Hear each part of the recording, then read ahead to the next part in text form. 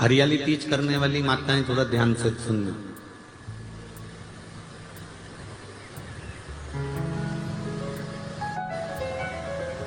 हरियाली तीज जब माताएं करती हैं तो एक हरियाली तीज, एक गणगौर की तीज, ये दो तीज के व्रत ऐसे होते हैं जिसमें जब माताएं करती हैं तो उस समय पर उमा, ब्रह्मणी और लक्ष्मी, इन तीनों की आराधना का फल उसको केवल एक व्रत से प्राप्त हो जाता है। अब देखिए, व्रत से एक ही उपवास से उसको संपूर्ण तप साधना का फल प्राप्त हो रहा है, संपूर्ण तप साधना का फल उसको मिल रहा है। मात्र एक व्रत से, केवल एक व्रत कर रहे हैं, संपूर्ण तप साधना का फल उसको प्राप्त हो रहा है। तो ब्रह्मणी ने ब्रह्मदेव से मांगा, लक्ष्मी जी ने भगवान विष्णु से मांगा, पार्वती जी ने भगवान शिव से मांगा कि ऐसा वर दे दीजिए जिस वर से एक ही व्रत करने से संपूर्ण फल की प्राप्ति हो जाए, संपूर्ण फल मिल जाए। ऐसा एक व्रत का फल दे दीजिए, मात्र एक व्रत का। अब देखिए, ब्रह्मा, विष्णु और महेश, इन तीनों की जो देवियां हैं, ब्रह्मणी, लक्ष्मी और पार्वती, थोड़ा ध्यान लगाकर सुनना।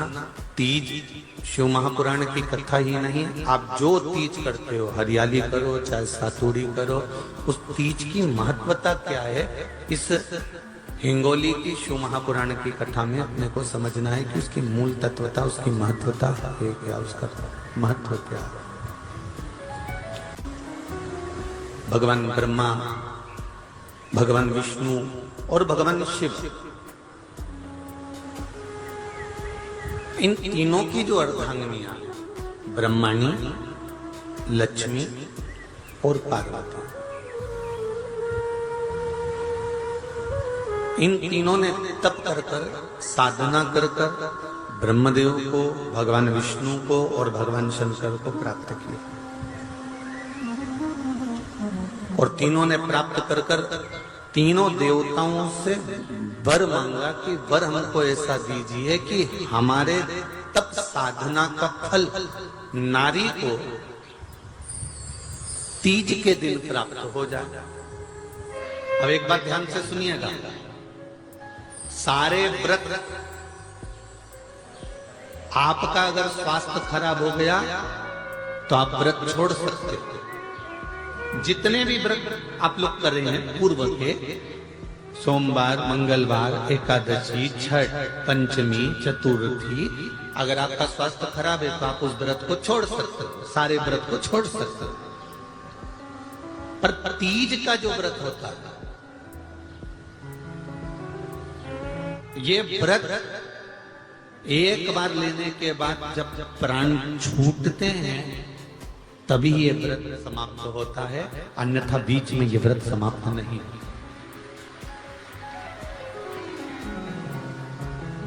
ये व्रत समाप्त होता ही नहीं। अगर शरीर से नहीं बनता कि अब हमारी अवस्था हो गई, अब शरीर से नहीं बन रहा है, तो भले एक पहर की पूजन कर कर, एक पहर का नियम धारण कर कर, एक पहर का स्मरण कर कर, एक पहर का पूजन कर धारण करो, और उसके बाद में भले आप थोड़ा सा जो भी आपको लेना है वो कर लो, पर इस व्रत को करना ही पड़ता है। इस व्रत का नियम ही यही है। एक बात और याद रखिए, श्रावण के महीने में सारे व्रत आते हैं, बहुत सुंदर सुंदर।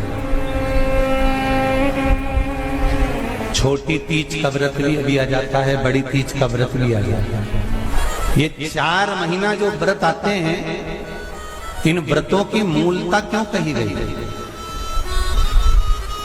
ये सारे व्रत चतुर्मास के अंतर्गत ही आते हैं, इन व्रत को बाद में भी आ जाना चाहिए, पर नहीं, मूल जो व्रत हैं, पूजन है, अनुष्ठान है, देवी देवताओं के जो पूजन के भाव बताए, वो ये चतुर्मास में बताए।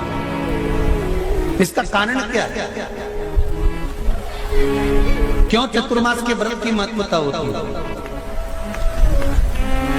तो कहा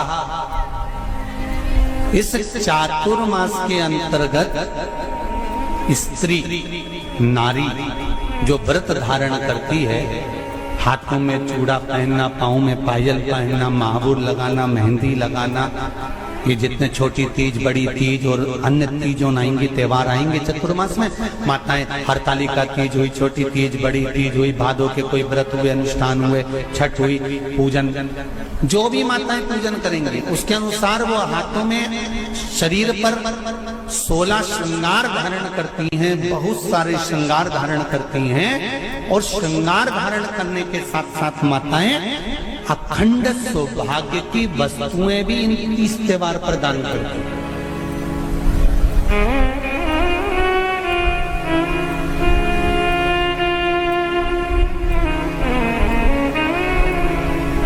जो अखंड सौभाग्य की सूचक है, जो अखंड सौभाग्य की वस्तुएं वो देने का प्रयास करते हैं, दान।